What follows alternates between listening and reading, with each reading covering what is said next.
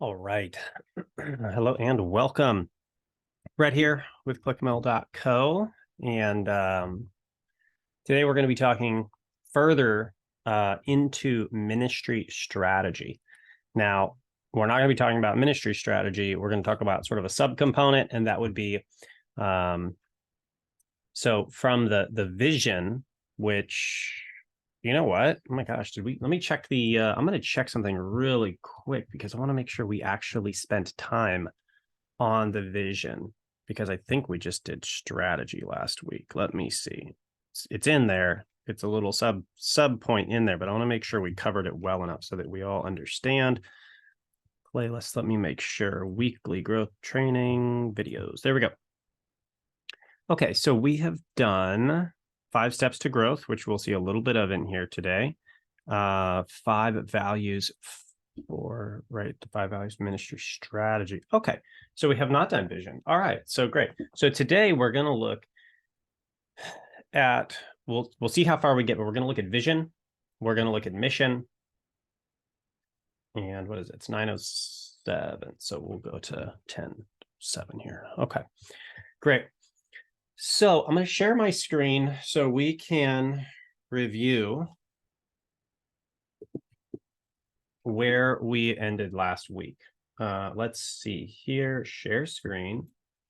Make sure I have the right screen. There we go. All right. Okay. So last week we were talking about strategy. And as we move on into sort of subcomponents of strategy today, I want to maybe add some super interesting points on strategy. And as we've talked about in previous calls, you know, broadly speaking, the church leans heavily on the faith and the hope and prayer and hope for growth and all these things. And there's nothing wrong with that. That's half the battle. And the reason why we don't focus on that so much is because as a ministry leader, you already know that. That's what you learned in ministry school. That's why you went into ministry, is to help people develop their faith and stuff. So in the trainings that I'm doing, I don't teach the faith side. You've had the faith side super developed, and that's awesome. So what we're focusing on is the work side, right? We have be innocent as a dove. That's kind of on that righteous faith Christian side. But what we don't hear is shrewd as a serpent. That's what we're learning here. How, you know, we're not of the world, right? In the world, but not of the world. We're not of the world, but we're in the world. And so what I'm teaching you is the worldly, strategic, shrewd as a serpent type of thinking that creates growth according to the systems God has put in place. And so we need both. And so we're very developed in the faith arena, and that's half the battle. And we're here in the world, and evil exists. So we need to be shrewd as a serpent, and we have to actually take actions that make sense and create growth. And so just to, again, kind of re-perspective this. Now, in regard to strategy, now I got a book. I was really surprised as I was reading on strategy. I got a shelf of books on strategy, and really surprised at how powerful and impactful this subject is. I read a lot of different subjects, and I look and I say, well, okay, read on strategy. Is strategy in the Bible? Is this something that we even see? Is it scriptural? Can we use this in our ministry? And a lot of times I'll go out and I'll look at these secular materials because we don't have Christian books on strategy, except it seems like every super powerful company, governments, not to say that they do it well, but they're all utilizing this thing called strategy. What is it? Well, it seems to me that strategy is all over the Bible. And as an example, strategy basically defined is you have a vision for where you're going, and you sort of go backwards, and you'll see on the screen here, right? We have a vision, the land flowing with milk and honey. And then the strategist is saying, okay, well, how do we get to the vision? Well, we'd have to be at Israel, right? The people would have to be at Israel so they could take over the land of milk and honey and fight the giants. Well, how would they be at the land of Israel? Well, they'd have to cross the desert. Well, how would they do that? They'd have to cross the Red Sea. Well, how would they do that? Well, they'd have to get out of Israel. Moses, go get them out of Israel. And now we have this strategic plan, but we're playing chess 5 moves in advance. Well, God is the ultimate strategist. Before he even creates the universe, being all knowing, he's like, okay, I'm going to create this universe and I want to have a relationship, but I want to, and I'm just kind of, what do you want to say? I'm supposing some of these parts, but you can kind of put the pieces together yourself.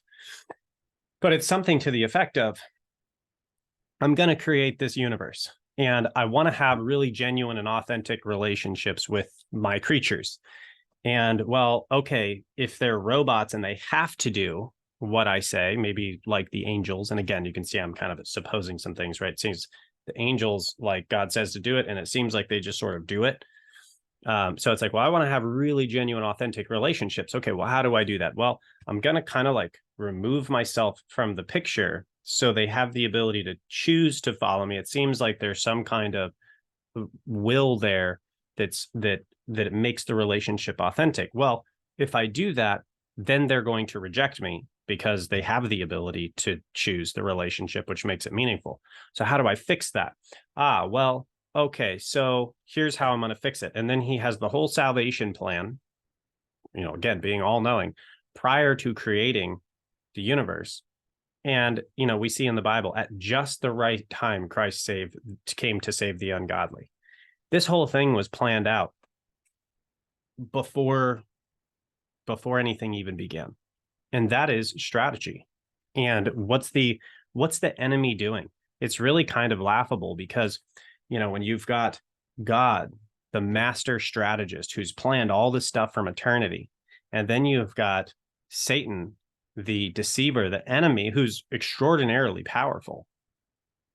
What is Satan doing when, let's say, Jesus is going into the wilderness? Well, that's already worked into the strategy. That's already baked into the cake. God already knew Jesus was going to have to go into the wilderness and face the temptation because that's what makes the victory all the more victorious. He already knows Jesus is going to have to live sinless. He already knows he's going to have to die. So it kind of seems like Jesus is predicting his death coming up. He already knows the next steps to some degree. And he's not surprised when they come. And what's the enemy doing? The enemy at each step, what do you want to say? Like we were looking at this screen and you couldn't see these steps. It seems very much like the enemy wasn't really 100% aware of these steps. And this may or may not be the case. He obviously is not aware as God. But what happens? Jesus is born. And then the enemy, let's say through the king, and was it King Herod, is like, kill all the children. Let's get him before he grows up. Well, that fails. And then what? And then the enemy is like, well, okay, we missed him there. So let's, get him in the wilderness on the 40 days and 40 nights in the wilderness, get him there. And that doesn't work. And so the enemy is reacting to each step in the strategy, except all of those have already been accounted for. So so the strategy is definitely in the Bible. Paul is executing excellent strategy when and now I've got this all jumbled up. Anyway, Paul is using excellent strategy when he says, well, I'm going to reach the lost, over in, oh my goodness, the Gentiles in the Roman Empire. And he's going through the cities. And what is he doing? He's looking and studying their philosophies, and he's looking at their religions, and he finds the altar to the unknown God. And he's like, well, I'm going to become all things to all people so that I might win even just a few of them. That's very strategic. I mean, how many times as the church do I say, well, I'm going to go and become whatever this homeless guy needs me to become so that I can reach him for Christ? That's shrewd. When we hear that, that's like, that almost sounds manipulative. That's exactly what Paul did. And I think manipulative, not in a negative way, but in a positive way. What does Paul do? He doesn't just go to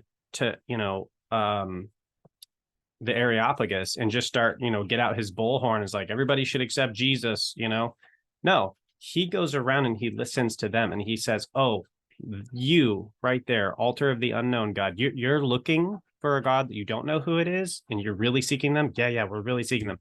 I know exactly the God you're looking for because he's my God. He found the perfect entry point and became exactly what they needed him to be in order to hear the gospel. And so that is a much more strategic, a much more shrewd approach than we often take in the church. Now, coming back here, I think we see strategy in the Bible in a number of different cases. Coming back here, the subcomponents here of ministry strategy are vision, mission, goals, and values. And those are some of the things that we're going to be breaking apart. But I just wanted to get into strategy is such a fascinating thing. If we're able to think as ministry leaders beyond step one here in the journey of the people in our ministry, most ministry leaders that I have worked with sort of think about this and they say, well, why aren't things working? And the question is, well, where are you going? Well, we're going everywhere. Who are you talking to? We're talking to everyone. Well, this is why it's not working. This is also why I had to start reading on strategy and consulting on strategy, because I was like, we're definitely missing some of the puzzle here. So we got to see the whole picture. Okay, so the first part of this strategic plan, and we talked about this a little bit last week, is the vision. The vision is sort of like your calling in ministry. Where does God have you going? If you're the shepherd in the situation and God's called you to a flock of sheep and to go, like Jesus says, I came to find my lost sheep of Israel. Okay, so that's his vision, is to collect the lost sheep of Israel and show them that, the kingdom's coming, give them the gospel, the good news. That's Christ's calling. So the vision is, what does it look like when the calling is completed? That's the vision. So it's like, when we talk about maybe like a utopian vision. And so, we'll say, well, what's your vision? And they'll be, well, it's like heaven on earth. It's perfect. There's, the government works perfect. The people are all really good and have no problems, and everything is, it's utopia. Well, that's their vision. Whoever this is just made up, but that's their vision. And the question is it realistic, and can that happen? Well, I would argue you can't have a utopia on earth until Christ returns and removes the sin. So I don't think that's a realistic vision, but that's the vision. Would be the vision is, here's how it looks when our process has played out. Now, in the church, what's the vision? Or in your ministry, what's the vision? Is it to reach 10,000 people in Uganda? Is it to, and I think I've used this one before, is it to transform, the inner city near your church so that there are no more working single parents, and no more fatherless kids? That's a vision. That's a big vision. That would be really hard to do. So the vision is how it looks when the ministry is victorious. And that is what we have to be able to see as the ministry leader in our mind before we ever start. Because firstly, I would say it comes from God. So where do you get the vision? Well, you get it from God. I'm not sitting here doing these calls every day because I had a great idea. I feel like, what do you want to say? I feel like God has called me to help ministry leaders, whether they have a lot of money or not, to reach more people more effectively. That's what's on my heart. And that's why I do it, because I see a world where the church is gaining ground, not losing ground. And when you see it as if it is real in your mind, then you can identify the things, the steps that need to be taken to make that real. So you have to see it in your mind as though it's real. And you have to have faith that that can become a reality. God, if you're calling me in that direction, I trust that you're going to get me there. That's kind of step one, the vision. One way that we can put this so we can communicate about it is, this is the view from the top of the mountain. So if you think you're hiking Mount Everest, right, the biggest mountain in the world, why would you do that? That's crazy town. That is, you want to talk about sacrifice. You want to go up that mountain. That mountain is it is such a hard climb. There are bodies on the side of the trail going to the top of the mountain because people die up there pursuing the summit of Everest every year, and you can't bring them down. If you go down up there, you just stay up there. And so that is an exceptionally hard vision. But what is the vision? The vision is, in my head, I see the reality of what it looks like to stand on the very tippy top of the world and look out over the Himalayas. And boy, that must be the best possible experience you could have. They really believe that. That's why they train their whole lives to go and do that. And that's why they're willing to risk death going up this mountain to go do it. And then they get there and they go, wow, that really was the best thing. And then what do? They go train and they do it again. So the vision is the inspiration, the calling, the view of the world that you have uniquely, that no one else has. And it's the reason why you can then put in place each of these. These are goals or action steps. You can put these in place because you understand, oh, in order to get to the vision, I have to get to base camp 1. Well, now we'd have to get to base camp 2. Now we'd have to get to base camp 3, base camp 5. I don't know how many there are, but we have to get to these base camps, and then we've got these goals, and then we can make that final push to the summit. And I think that this sort of mentality, and I don't think we really hear this talked about a lot in the church, this sort of mentality requires a willingness to sacrifice that goes beyond, I think, what we're used to talking about. It's very foreign concept to think about, at least in the West. If you're tuning in from another country, this may not be the case, but at least in the West, it's a very foreign concept to think about dying for your faith. And it's, people are willing to die to go to the top of a mountain, which to me is crazy. It seems like someone needs a better purpose than to hike a mountain and risk their life for that.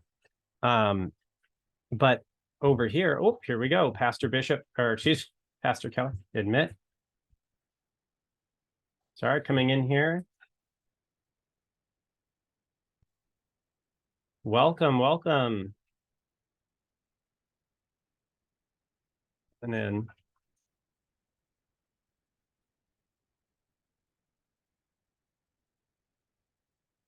can you hear me okay?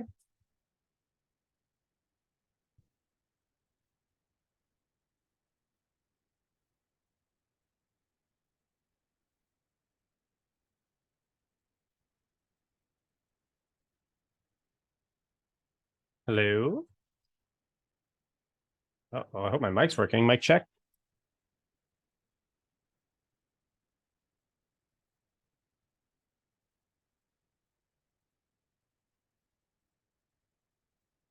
Can you hear me okay? Still connecting.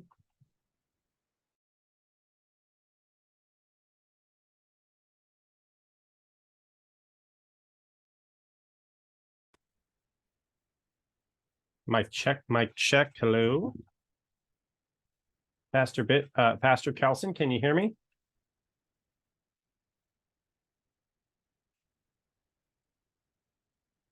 Headphones. My headphones are in. Yeti microphone. Yeah, put the microphones like speaker. If you want to go in the chat, Pastor, you can message me there and let me know if you can hear me okay. Oh, we lost him. Okay, maybe having some connection issues. We'll watch for him to come back in.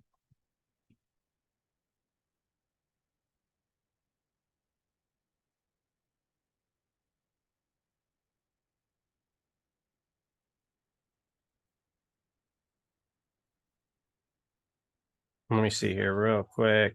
Okay, I don't have any emails. Cool, just checking. This is Pastor Kelson's first week. He's joining us. We're very excited to have him. Okay, so let's come back in while we're waiting for him. Let me see, am I still... Stop share. Okay, I'm still sharing, great. So when we're talking about sacrifice, well, first and foremost, I want to be willing to sacrifice to have a relationship with God and to prioritize that first and foremost. And I think we know that in the faith. But moving on from there, if God in my relationship with him says, this is the place that I have you going, and this is you and me, we're going to work together, and this is the reality that we're going to bring about. Well, there's sacrifice there too. And people are willing to sacrifice to walk up a mountain, but when we talk about ministry, it's like, well, it should be easy. It's not going to be easy. And in regard to the vision, and we're still kind of focusing on vision here. A lot of people say, well, have a vision that's reasonable, have a vision that's possible, because, people aren't going to follow a vision that's impossible. I completely disagree with this idea. If your vision isn't big enough to need God, it's not big enough to need your congregation either. They're not going to, it's like, hey, we're going to reach 10 people a week down. What are we doing? We're going to go serve food to the homeless, once a week. And that's our vision, is to help the homeless. That's boring. You can do that with your staff by yourself. So in regard to vision, you're only going to engage your congregation when your vision is clear, which means you don't have all those other things. And that's what we talked about last week. You just got tons of stuff and you're just cramming it on them all the time. You got to cut all that stuff out. That's pruning. You prune the vines and you throw them into the fire. Beyond that, what do we need to do? It has to be a vision big enough that requires the participation of your whole ministry. Well, what happens if they don't? What happens if they don't get involved? What happens if they don't join in and help? Then we'll fail. Yeah, exactly. Then you'll fail, and they will understand that. And so this is one of the reasons why in those early meetings we talked about, you have to be willing to fail. Because if you're not willing to fail, there's no risk, there's no excitement, there's no journey. There's no reason for people to actually follow you up this mountain to the vision. Bringing this idea to maybe Moses. Hey guys, let's just, we're just going to leave Egypt. No big deal. That's a big deal. There's no like, maybe we'll, this will be easy sort of thing. No, they're all probably going to die, 99% certainty.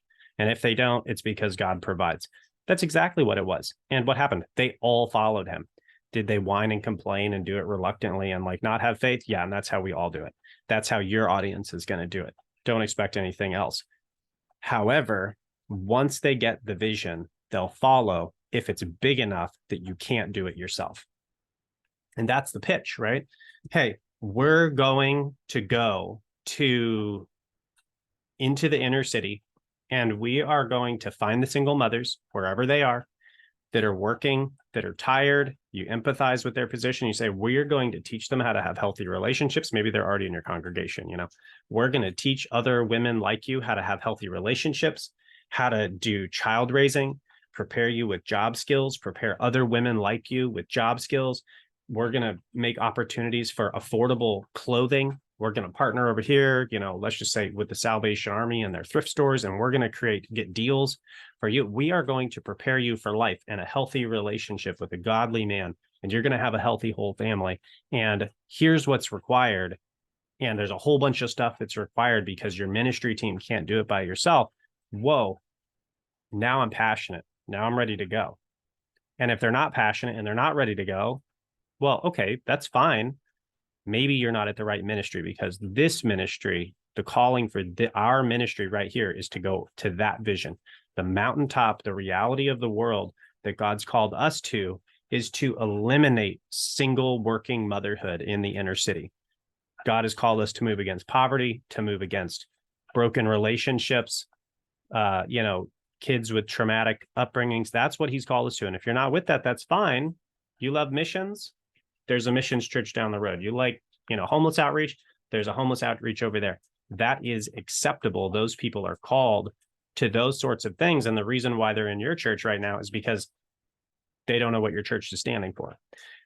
So the vision, we have to see it as a reality. We have to realize that there's sacrifice required to accomplish the calling God's called you to. And what that means is I'm willing to lose half my congregation if that's what it takes. If I say my vision and then half the people leave because I just clarified what it is that God's communicating with the leadership, so be it. Because you're not accountable to those people, you're accountable to God. What will happen on the back end is people will get passionate about your vision, the remaining people. They'll get so excited, like Jesus meeting the needs and healing people in the community. And what they do, they went and they walked across Syria and they're like, you've got to see this guy. People who are healthy aren't doing that. The people who are sick doing that. All the healthy people are like, hey, I got lunch, I'm out of here. The sick people stayed. And what they do, then they went and they got all of their other sick friends. So as soon as you take a stand, you're going to create polarity. The people who are not with that stand are going to move on because now we have clarity, and the people who are super passionate are going to stay. But they're going to be so passionate, they're going to go get everybody else who's also passionate about that. You're going to see more rapid growth. So you have to take the sacrifice on the front end to get the growth on the back end. So in order to accomplish an impossible vision, it has to be big enough that people are going to be willing to sacrifice for it. And then you have to be willing to sacrifice, even if it means failing. And I think that this prompts a better definition of failure than I think that we have. And this is all sort of accumulating into a mindset that is resistant to failure in the other sense. Okay, so the first sense is, well, we're going to try something and it won't work, and we'll be embarrassed because people will look at us and laugh at us. Okay, so if the vision God has called me to is really worth going to, and I'm going to be accountable to him for my execution on his vision, I don't care if people laugh at me. I don't care if I try a thing and it fails. You know, if at first you don't succeed, try again, whatever, I don't know, whatever it is you got to think about. It's like, good, I may as well get the failure out of the way so I can get to the success. And, you know, my pitch is like with you guys, this is my pitch. This is my mindset. I'm going to study all of the things that I need to study, the things I love and the things I don't love. I am going to have the experience and the training necessary, whether it's training I love or training I don't love, to help ministry leaders reach the world more effectively. I do not care who says otherwise, right? I do not. Family is like, oh, hey, you should definitely get a job. You should go back into ministry. You should have a safe and secure. Not what I'm called to do.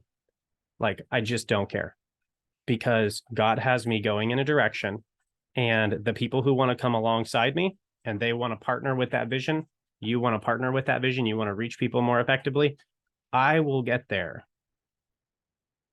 Or like climbing that mountain, the Mount Everest, I will get there or I will go down trying, because that, until God tells me to do something else, that's what he's told me to do.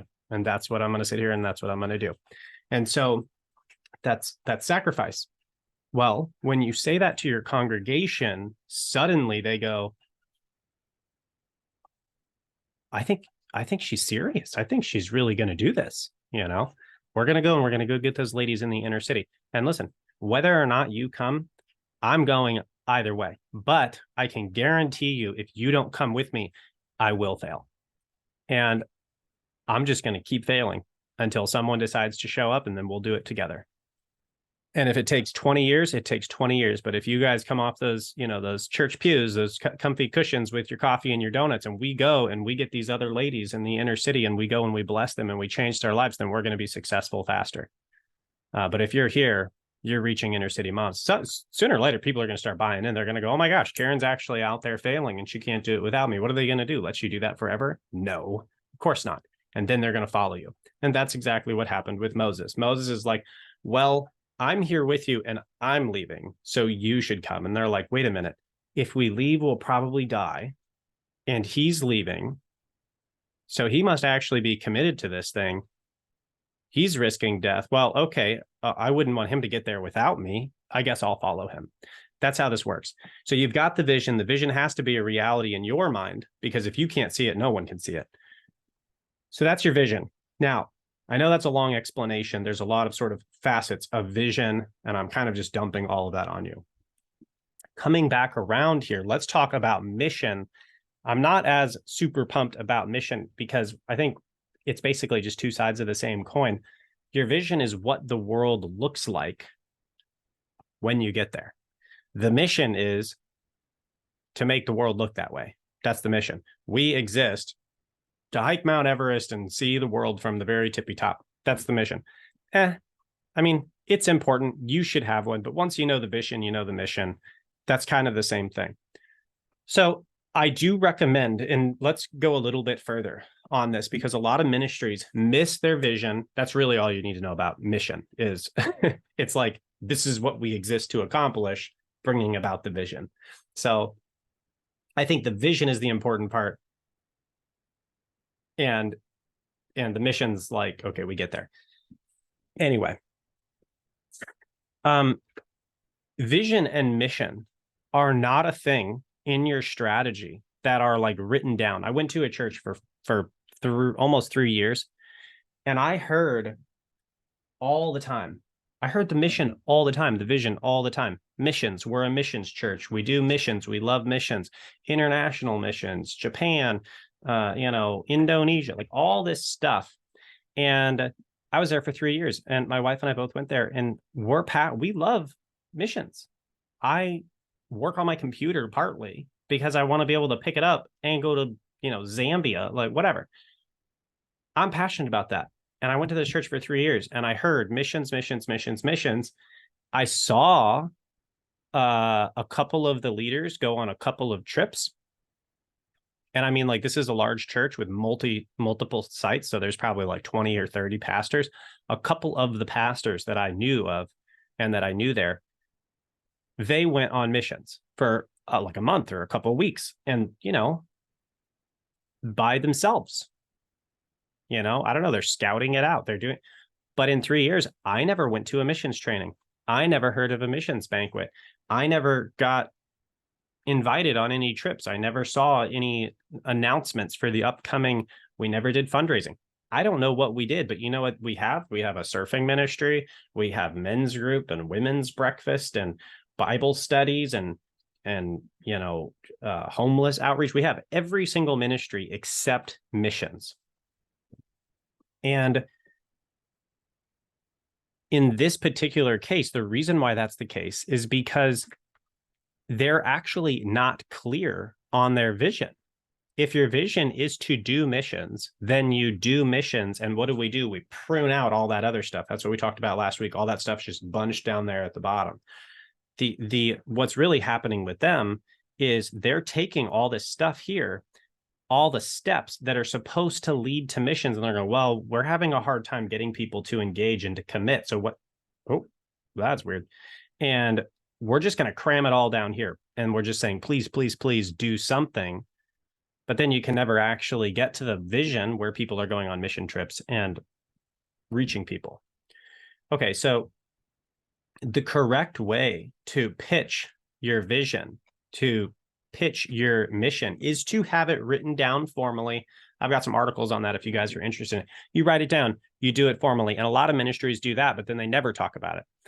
The ministry I'm talking about, they had it written down, way too complex. Like, I read it and I couldn't tell you what it is, but it has to do with missions. But they talk about it all the time. But you have to write it down, your vision, so that you know what it is, and everybody around, executive pastor knows what the vision for the ministry is that's God-given. And then you talk about it all the time. You'll hear me talk about it all the time. What is the goal of ClickMail and Brett here at ClickMail and my whole team is to help you reach your audience more effectively. That's all I exist to do.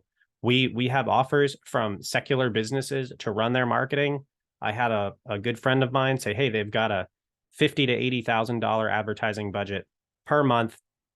And, we take a percentage of that. That's a chunk of change. I'm not interested. And they're confused. What do you mean you're not interested? That's a huge account. It's not in alignment with the vision. It doesn't matter if it's not in alignment with the thing God's called me to do. God is not going to hold me accountable for taking a big advertising client. As much as I would love to have a big advertising client, he's not holding me accountable to that. He's holding me accountable to this. And if I don't allocate the resources to this vision that he's given me the stewardship of, that's a problem. So no, thank you. please bring me all the ministry opportunities, but that one in particular, I can't do right now. So the vision has to be written down, and you have to say it. You have to live it. And that's what I'm saying. You're going to hear it. I just told you the vision and how I try to enact the vision here at ClickMill. I'm helping you reach your audience more effectively. I don't care if that means I make less money, as long as it is sustainable and I am fulfilling the call that God's put on it. I'm going to talk about it. I'm going to talk about it. You're going to hear about it. And that's the step 2, because it needs to be ingrained. It's not like an element of your ministry. It is your ministry. It's the spirit that inhabits your ministry, is this vision to do XYZ.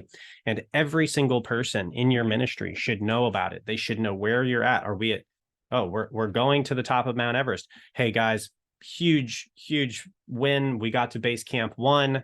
All right, good job, everybody. Here, this is you. I couldn't have done this without you. And then what happens? Now it's time to go to base camp 2. I was watching, it's Christmas time right now, for anybody watching. And I just watched a Christmas movie with my kids. And it's really funny because, what it's like, Santa Claus and the elves, they deliver all the presents. And it's like, all right, because we've accomplished this great achievement, getting all the kids their presents or whatever.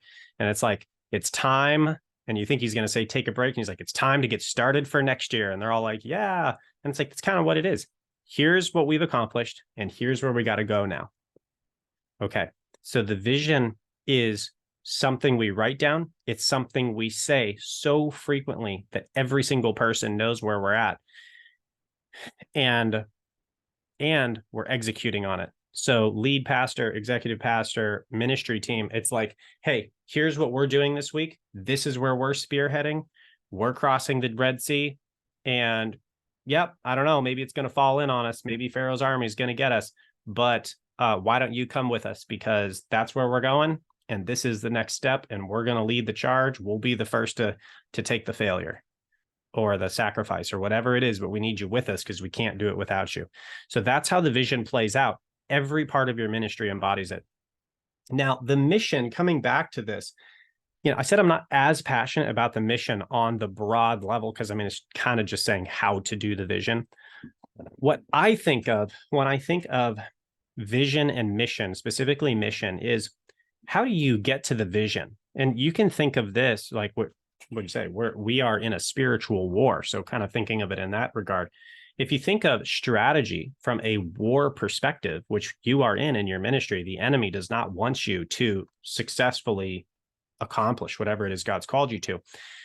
You're not necessarily focusing every day on the big mission, which is win the war. The goal is to get there. And this is the case with any war. It's like, we're going to take over this whole country. Go. That's not how you win a war. You say, the vision is to resolve this whole conflict by taking over this country. That's your mission. So you just said the vision, resolve the conflict, peace, world peace or whatever. And then we're going to eliminate this group of people in this country. That's the mission that accomplishes the vision. Well, you don't execute the mission. That's way too big. You have to break that mission down into sub pieces. And that's where we're talking about our base camps going up that mountain. These are like, okay, Special Forces Unit 1, you guys are going to go over here and you're going to do this specific thing. And once that's done, then we can go over to Mission 2. And so these are sort of like, we call those missions, right? Special operations missions. Okay. So they go in and they execute on step 1, whatever that is in your large ministry strategy. And that's your congregation. This is where we talk about the body of Christ. We're not just a bunch of people getting together. You're a special forces unit. You need the guy with this gift, and you need the guy with that gift, and you need the lady with this gift, and you have to have all of those pieces, because there's not just one part of a team. You've got to have the guy on comms. You've got to have the long range guy and the short range guy and the mid range guy, and you've got to have the guy that does the explosives to get through the door, like whatever it is. That's your congregation. That's why you can't do it without them, because you're the leader, and also you got to have backup. You got to have all the other people that do all the other things. And so when we have sort of our special forces unit, we go and we take each mission, each submission step by step. And then we get the whole victory in the spiritual war, we take over the whole country. The other way to look at this in the mountain sort of analogy is, all right, guys, base camp 1, we've got it. Now move to base camp 2. We're going to hike that. We're going to do what we need to do to get there. That is how this works in reality. And so we have to break that. So in terms of mission, we've got the corporate mission up here, and that's important. But what we want to do is have that as a point of reference. And we want to break that down into daily actionable items, because what happens as a visionary is you are super passionate. I'm super passionate. We've got right now, speaking of failing, and I don't think it's failing, because the other definition of failure is not like, oh, it didn't work when I tried it. Failing's giving up. It's saying, well, God, I know that you called me to this thing, but it's really hard. And I don't think I can do that. It's not realistic. And then you quit. That is actual failure in regard to the vision God's given you. So as long as you don't do that, you never fail. You just have to put up with the sacrifice required, the mini failures all the way up. Well, I'm losing my train of thought here.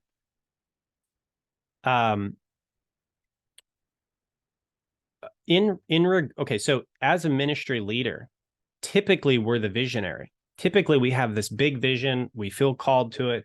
Feel God, saying, go this way. And so we're like, we're going to go way over there. And everybody looks at that and they're like, whoa, that's impossible. That mountain's huge. We'll die going up there. And yes, we say, well, it's worth the sacrifice and I'm going there. And then they're like, well, maybe it's possible. But how do we, even for us as the visionary, for you as the visionary, how do you do this? You have to break it down into manageable steps. And so the practical way that you go about helping your ministry do this is you have to orient with the vision. So it's like, hey, that super big mountain right there. It's like, whoa, it's like, that's huge. Okay, that's where we're going. But what happens when you walk toward a giant mountain? Like, I don't know if you guys have ever gone hiking, but you start walking toward this mountain and it never gets closer. You're like, oh, it's not too bad. We can get there. And then you walk for like 2 hours and it's like, it hasn't moved. Okay. Because that is demoralizing, and that will quickly kill the morale of your ministry. Because like, whoa, this is impossible. It's because we're looking at the wrong spot. Yeah, you're going up there. What you need to do is you need to look at your feet. So you orient by looking at the calling, the vision. You pitch it. You say, this is where we're going. This is what's possible. And all you need to do right now, and this is where the leadership comes in, because they're looking at all this stuff. That's way too much. All you need to do is that. All you need to do, leave Egypt. All you need to do right now, just cross the Red Sea. Okay, as long as you can keep them focused in the moment, you're making progress. If as soon as they look back up and start getting overwhelmed with that vision that's huge, they'll lose it. They'll lose that confidence. They'll lose the morale and they'll quit. So we focus them on the vision, and then we focus them on their feet. Shit, look, all you got to do is take one step. You can take one step. Yeah, okay, I can take one step. Now just take the next step. And then sooner or later, I'm like, man, we've been taking a lot of steps. Where are we going? Oh my gosh, we haven't moved it up. Oh, but look, just take that one step and then you go back down. And how do we do that? We break it down into sub goals, or like little submissions. And we say, look, all we got to do is just take steps. Oh my gosh, that's a huge peak. No, don't worry about the peak. Look, we're going to base camp 1. It's only 1 more mile up the road. Oh, okay. I can make it 1 more mile. And that's what we do. Now, what happens is as we're looking at our feet, we can start to get distracted because, I'm not orienting like the mountain's here, but I start swiveling this way as I'm looking at my feet. And I'm like, hey, hold on. I'm kind of feeling lost. Wait, where'd the mountain go? Oh, it's over there. Okay. Now look back at my feet. And so what happens with ministries that have a lot of bloat, and they have a lot of these ministries that are not related to the vision, this is what happens. They started with an awesome vision, and then they just started cramming everything down here because they just want people to engage, but we failed to prune. We lost the end goal, and we started to float this way, but we never reoriented to the end goal. And so we always have to look at the vision God's called us to, look back down at our feet, focus on the steps, because you can always take one more step. You trip on one step, that's a failure. Big deal. Get back up and keep going. We're going to keep going. Fail. You're going to trip a lot going up a mountain, but we can always get back up and take another step. And when we feel like we're getting a little bit off balance, when we feel like we're getting a little turned around, hold on, where's the peak? Oh, okay, reorient. And as soon as we're reoriented, you look back at your feet. That is the process for keeping people moving toward a seemingly impossible goal. And in that process, God comes in, and there's a balance that gets struck, because as the leader, you're taking a risk. You're operating at the edge of yourself. You're saying, okay, we're going to go there, and you think it's impossible. Like, you see it as a reality in your mind. Even right now, like, we're starting these weekly trainings. We've got 2 people, so we've doubled it. Karen, you were number 1, and so we've got 2. We've got Pastor. Oh my goodness, Kelson. Pastor Kelson has joined, so we've doubled our attendance, and the goal is to have like 200 of us. So we took a step forward, and that's amazing. And it also still feels like terrible, miserable failure. It doesn't matter, because we're just going to keep moving forward until we get there. I'm just going to look at my feet. If I'm looking at the total end goal all the time, 200 people, this is where we're going. And that's going to be a start, because as soon as we get to the top of that peak, there's going to be a bigger peak. 200 seems overwhelming. I don't know how I'm going to do that. But look, I went from 0, and in 2 months, we got to 1 by testing and doing all these things on the website. We'll get into it at some point. And then in 2 weeks, we went from 1 to 2. Well, that's exponential growth. That's encouraging. What am I doing? I'm looking at my feet. So this is the process of doing something that seems impossible in the moment, and we're doing 100% of what we can handle at any given moment. We're taking on failure, which can be very stressful, and we're learning from it. It's good stress. It is stress that makes us strong enough to get to the top of this peak so that we can get to the top of the next peak. You have to have the small failures to do the big failures. And in the midst of that, God is moving with us. What happens with Moses and the Israelites? He goes, all you have to do is just walk out, right? Okay, so they walk out.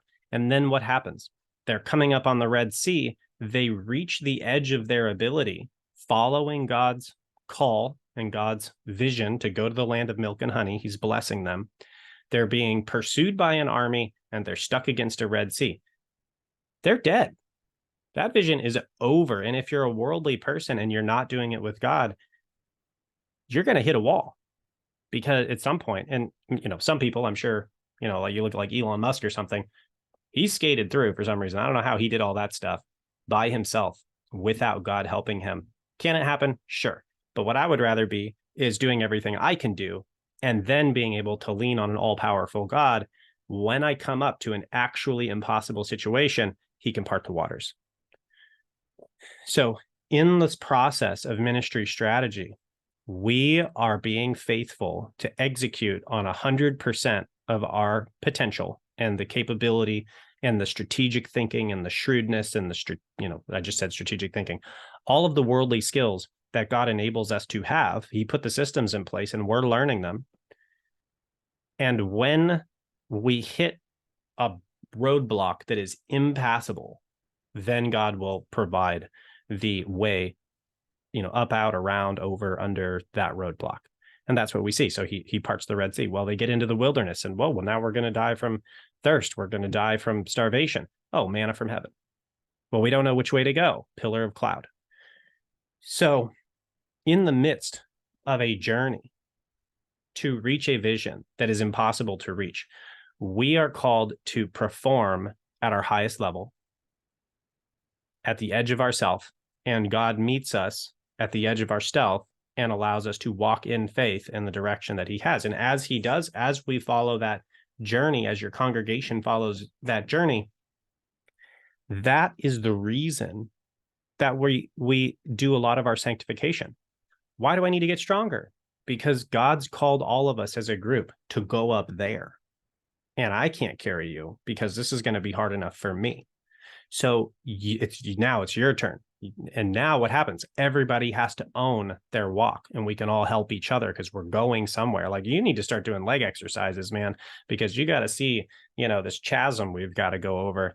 You better make sure you can keep your balance up there. And so now everybody starts to own the mission. Oh, well, I want to be able to do my part. And then what happens? God is working with each individual person to develop them, to make them the kind of person that he can depend on when doing this big impossible thing. And he's moving in their life as they're reaching the end of themselves. This is a very powerful strategy. So I hope that starts to help you understand. You need a vision and a vision, and then you need to define the mission, which is very simple. Just say, well, the mission is to get to the top of that mountain.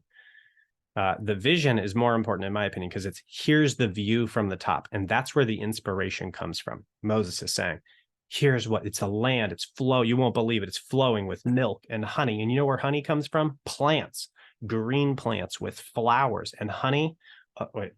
Milk comes from cows. And you know what they eat? Green grass and food. And this is going to be the craziest. It's going to be a tropical paradise, and it's all yours and you're free. And so the vision is how you get the buy-in. It's like, oh, wow, that's really great. That's worth it. That's worth some sacrifice right there. Awesome. And then you can say the mission. Okay, so we've got to overcome this mountain to get to that vision. Oh, that's hard. And here are the little action steps that come amidst that vision. Here's how, the mission is the big, we got to get to the top of that mountain. That's the mission, because the vision's up there. The best vision's always in the hardest to reach place. That's the nature of the world. And how do we do it? Well, we just break it down. Look, we're going to get to that base camp and that base camp and that base camp. And all we got to do right now is leave the door. Just get to the Red Sea. That's step one. All right, we can do that. So that's how we do something impossible with our ministry. That is a strategic way to break it down. Now, the last thing is values. The values is how we go about hiking the mountain. Okay, because you can hike a mountain in a lot of different ways. How do we get to the vision? Well, let's see. If you're slowing the group down, we're chucking you off the side because we don't have time to wait for you. Is that the values we want to operate on? No, I don't think so. That's not how we want to operate. Okay, so how do we operate? Well, at ClickMill, and we've already done a whole week of this, and I put the values first because the values set the tone for how we take action. Values determine the way in which you take action. So yeah, we've got a vision. Let's reach people. But how are we going to do it? The reason why I put the values first is because I think largely in the capital C church, in the West at least, our values are, what do we do? We, let me think, pull these back to my head in real time here. At ClickMill, we take massive action. We fail, we meet, solve problems, we meet needs, and then we get feedback and adjust. Those are the 5 values that we operate here at ClickMill. Okay, so what do? We take massive action. What does the church do? Well, we should think about it. We have churches that need websites and they come to us and they'll talk to us. We'll have a call and it won't be a year. We had one denomination that came in. It took them a year and a half to sign a contract and say, yep, we'd like to do that. That is way too slow. If you want to get up there to the vision that God's called you to, you cannot sit around for a year and a half to make a decision. You've got to go now because it's going to take your whole life to get there. That's what a good vision is. It's a vision that you have to dedicate you dedicate your life to God, and then you go on an adventure with God that takes you a long time. Could it have taken 11 days for the Israelites to get to Israel? Yeah, could have if they walked in a straight line, but that's not how reality works. And that's not how God's going to take you. He's going to take you on the 40-year journey. And if you're faithful, he'll let you in. So, in regard to, I'm losing my train of thought again. In regard to values, massive action. Well, what does the church do? We sit around and we just kind of well, what do you think? What do you think? Let's take it to the board. Let's take it to the congregation. Let's talk about it. Let's debate about it. Oh, none of us are actually going in the same direction. Nothing ever happens. So I say massive action. You need to get clear on your vision and you need to move because we got a long way to go. And the church is taking their time. What do we need to do? We need to fail more.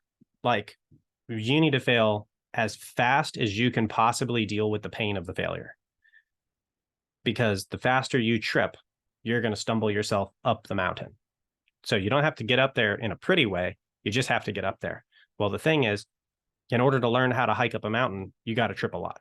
Okay, well, what do we do in the church? We don't take massive action. We go super slow. Why do we go super slow? Because we wouldn't want to fail. We wouldn't want to mess up. When we launch that new service, when we launch that new ministry, it's got to be perfect. Well, the problem is it turns out you're building that ministry, going up that mountain on top of a snowpack, and there's an avalanche under it, and it doesn't exist for 5 seconds anyway.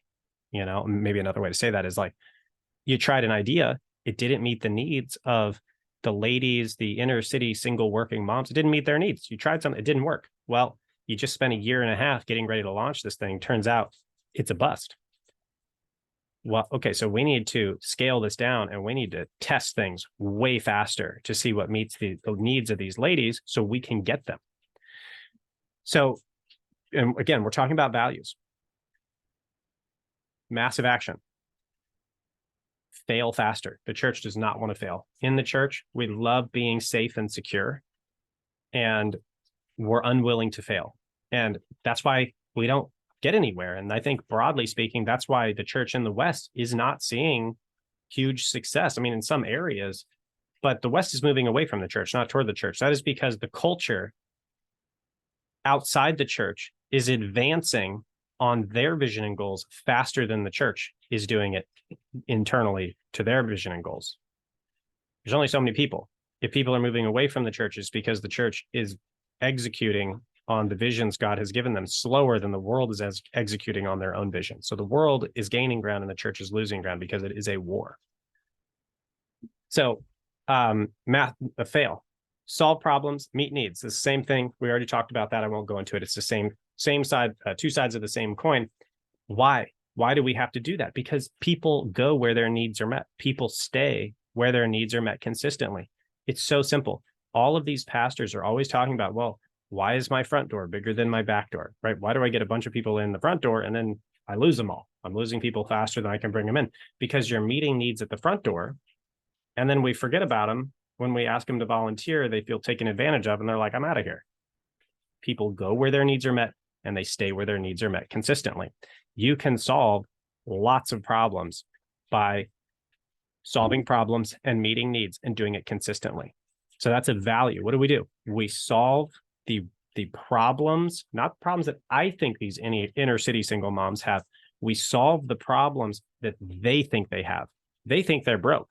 So let's talk to them about finances. Let's bless them with job skills. Let's give them oh my gosh, I always forget this word. Okay, I'm just going to describe it because I always forget this. Like, it's not a referral. Gosh, it's not a testimonial. It's whatever it is when you give someone a reference. I'm sorry. I've been in entrepreneurship for so long. I haven't needed references forever, and I always forget what that's called. Okay, let's give them references. Let's prepare them. That's a huge need. They're going to come to you, but you don't know until you test it. So we need to solve problems and meet needs. What do we do in the church? We meet spiritual needs.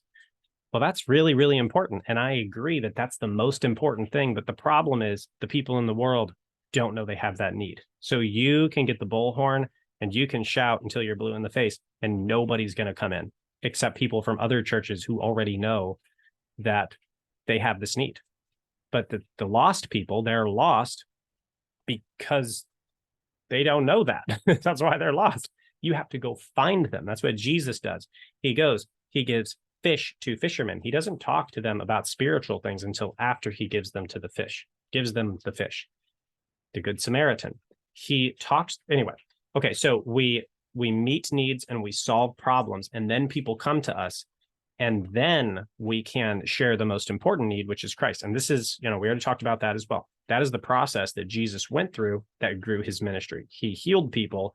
They brought sick and blind and lame, and then he shifted the conversation to the spiritual. And the last value that we discussed is adjust. Look and see what's working. Prune off all the things that aren't working, and then reallocate all those resources into the things that are working and do it again. Take massive action, fail a whole bunch, and meet needs. If you do that, you'll have so much growth, you won't even know what to do with it. Now, those are values. Why are those the values that I stated?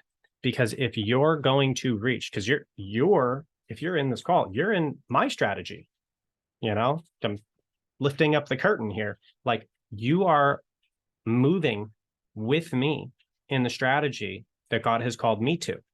And what I know is if you don't take massive action, it's never going to happen. What I know is that if you're not willing to fail and we're scared of failure, you're never going to get there, because this fear of failure paralyzes ministries and it keeps them from moving forward. If you cannot solve the problems and meet the needs of the people in your community, they have no reason to come to you. And if you do all of those things, or you try to do all of those things, and you can't assess the results of a test, right? Well, we're going to try a surfing ministry. Well, did it work? Churches rarely assess this. If you can't assess and learn from a failure, you're never going to go forward, because we're just going to fail forever. So those are the 5 values. You have to operate in these sorts of ways, and that is going to enable you. It's going to take the boots off where you're just trudging snow and getting exhausted. It's going to put snowshoes on you and you're just going to skip right up the side. And so these are the values that enable you to reach your audience more effectively. Without those 5 tools, you're going to have a really tough uphill climb in the wet snow when you could just be walking across the surface. And so in your own ministry, the values are the description of how your audience is to go about executing each little submission on the way to the vision. Okay, so base camp 1, we need to go and we need to find these ladies, right? And when we're thinking about how Jesus grew his following, he knew his audience and he went to them. Those are 2 steps, and those are, I think, the very first week. He knew his audience and he went to them. Okay, well, who are these ladies? Okay, congregation, I want all of you guys this week, every single one of you. I want you to come back next week, and we're going to have a church-wide powwow, and we're going to figure out who these ladies are. So be thinking all week long, what are the problems? What are the needs? Where are they? Who are they? How did they get here? We need to know everything there is to know about these inner city single working moms. We need to understand the problems. If you know some of them, talk to them. Here are some questions. Ask them these 3 questions. What's your biggest problem? Solve problems. What's your biggest need? Meet needs. What would be the most helpful thing anybody could do for you right now? If you knew those problems and your congregation went out and they talked to all the inner city single moms they knew, and they brought all that information back in, and then the leadership team processed that and made a strategy to go and reach them, because now we know who they are and where they are. Now we can actually make some serious plans and start making some ground. And you don't even have to do it by yourself. Your congregation's in this. And, so, well, what happens if my congregation doesn't want to do that? Stand around and just say, this is what we're doing, until they do it. When did Moses leave? He's over there and he's talking to the Israelites. He's like, hey, I'm going this way. And they're like, you're crazy. He didn't leave without them. He can't do it without them. Like, okay, well, we got to go this way. We got to go this way. And what is God doing? God's doing miracles and miracles. And finally, they're like, you know what? I think God's telling us to go that way. You're crazy, but all right, we're going with you, because I guess that's where we're going. That's what you got to do. Okay, congregation, go out. Like, this isn't my show. You guys are here. Like, go and talk to these ladies. Give them these questions. Ask them these questions. We're going to change their lives. They don't even know what's coming. We're going to do it. Now, they see the vision. The single moms they're talking to aren't going to see it. They're not going to get it. Not yet. And if they don't do it on the first week, hey, guys, we didn't get any responses first week. So this is what we're doing again. We're going to have another sermon on it. Why? Because we don't get to the vision at the top of the mountain until we conquer this step. Now, look, here's what I got. And then you show them what you got. But that's not enough to make decisions on. I talked to 3 ladies this week. Here's what they said, but this isn't enough to make decisions on. I got a theory. It seems like they're really struggling financially. It seems like they're really struggling to have healthy relationships or to get enough time with their kids. But I can't know this from 3, and I can't get enough by myself. So we're doing it again this week. Let's go. And then they're going to be like, wait a minute, is she really going to hold us to this? Is Pastor really going to hold us to this? Yes, until you do it. And because why? Massive action. Go and make a mistake. Well, what happens if she looks at me and it's like super awkward? God's calling us to go up there. And when he asks us, did we get up there? Do you want to be able to tell him? Is the answer you want to tell him? I was like, well, it was a really awkward conversation, so I didn't. No. Right. And so again, coming back to the values I have chosen are the exact values that I see many ministry leaders miss, which keeps them paralyzed and incapable of getting to the vision God has called them to. And so you need to select your values for your ministry very specifically as well, so that you're enabling your audience to reach their visions. And so, for example, if you are, and we'll end here because I think this pretty much wraps it up. If you have the inner city single working moms ministry, we've got, we have to make values. Okay, well, we've got the vision. We're going to help them have healthy whole families. The vision is we're going to conquer all the problems in their lives, whatever those are.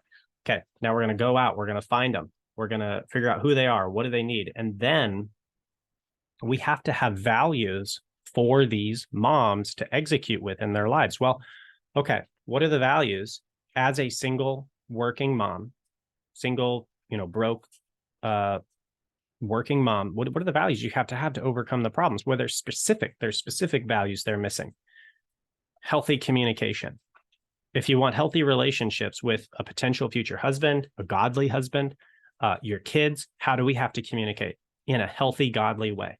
So all the blaming, all the shaming, all the guilting, all the condemnation that you learned in your childhood, that's got to go. We're having communication classes. You want to have a healthy whole family? You need time with your kids. You need to make more money so you can not work so much. So what are we going to do? We're going to have volunteers. We're going to have trustworthy people with background checks, and we're going to give you one night off a week where you're going to come in here and you're going to do skills training so that you can make more money, so you can get more time with your kids. And we're going to give you a second hour a week where you can just hang out with your kids. And we're going to have like a family single moms kids event where we are facilitating just really quality time doing crafts and fun family things with your kids. Okay. So mom needs time with the kids. She needs to have healthy communication. And so you can start looking at what's lacking. And if you don't know what's lacking, go find someone who was a single working mom who then turned it around and now has a healthy whole family with a godly husband. Find that person in your ministry, or as many of them as you can, and say, what did you have to learn to get there? What were the values that guided all of your actions that finally got you where you wanted to be? Because we know that was a difficult climb to the top of that mountain. Well, we're going to take a whole bunch more women there. What do they need to learn? And they'll give you a list because they know what it is. They had to learn it. It was hard. So come up with the values that are specific to your audience. So that brings us to the end of this training. And that is a even further deep dive into strategy for your ministry. And so number one, ministry strategy is composed of vision, which we talked about, the broad corporate mission, and then it is composed of individual action steps that we talked about last week as your churchgoer journey or your buyer journey. We're taking them through one step at a time and saying, here's your next step. The audience should not see the whole journey. Or what am I doing here? There we go. The audience should not see the whole journey. They'll be so overwhelmed. All they need to know, like God told Moses, is I'm going to take you to the land flowing of milk and honey. It's that way. And all you need to go is talk to Pharaoh. That was enough for Moses. He could barely handle that. God was not going to give away all of the struggles he was going to have to face. So to that end, you create the steps and they only see the step that they're on, right? Now, maybe you've got these single working moms coming in over a period of time. Well, as they go through the process and they're, maybe some of them will see more of the steps than others because there's always moms going up the ladder, but they're all going to know all the steps. So if you've got moms over here on step 3 of the healthy whole families, they know steps 1 and 2. And they also know just, if there's another mom over here on step 1, just help her focus on step 1 because that's enough. And so you have all the steps, you have all the submissions, the base camps, and you give them values on how to execute those because the values are what are building them in character and in their relationship with God. So, it's like, well, maybe they don't believe that a healthy whole family is even possible because their life experiences. Well, we're going to do it in faith. Look at this lady right here. See this lady? God took her there. She had faith. Now you're going to have faith and you're going to follow the process because it will work. So even though she's, stumbling up the mountain and she's tripping and falling on her face in the snow, hey, look at this, I don't know, Kim over here, look at her family. Let's go to dinner with Kim's family. Let's go listen to Kim talk, because this is where you can go. Just keep getting back up. And that's how we have a strategy where people can engage with your ministry. They're passionate about your ministry, and they have a reason to come to your ministry because a need is met. And so anyway, vision, corporate mission, submissions to the base camps, and values that tell you how to execute each step on the mission. So this is kind of a strategy dump. I would love to hear your feedback, guys. Tell me, this is a lot of information in one call, and we're 10 minutes over. Is this too much? Do you want me to break this down into more manageable bite-sized chunks? Or would you like me to do it like this? Because I can do it whatever way works best for you, and I need your feedback so I can meet your need as effectively as I can. In regard to homework and assignments and things, what I would encourage you to do this week is, last week we were getting clear on where God has us going. This week, I would like you to get clear on the rest of it, which would be so we know your vision. What are the steps to get to that vision? What are the individual missions? And what are the values that your audience is going to need to get there? So I would love to hear about that next week. Anyway, so thank you so much for being here in this training, and we're going to continue next week with sort of this high level process. Now down the road, we'll get into the really granular things, but there's no sense in designing a church website if you don't know what people are supposed to do. And this is, again, why I got into strategy. What buttons do you want me to put on your website? You can't know unless you know what step your audience is on when they're on your website, so that you know where to call them. So anyway, love you guys. Thank you so much for being here. God bless.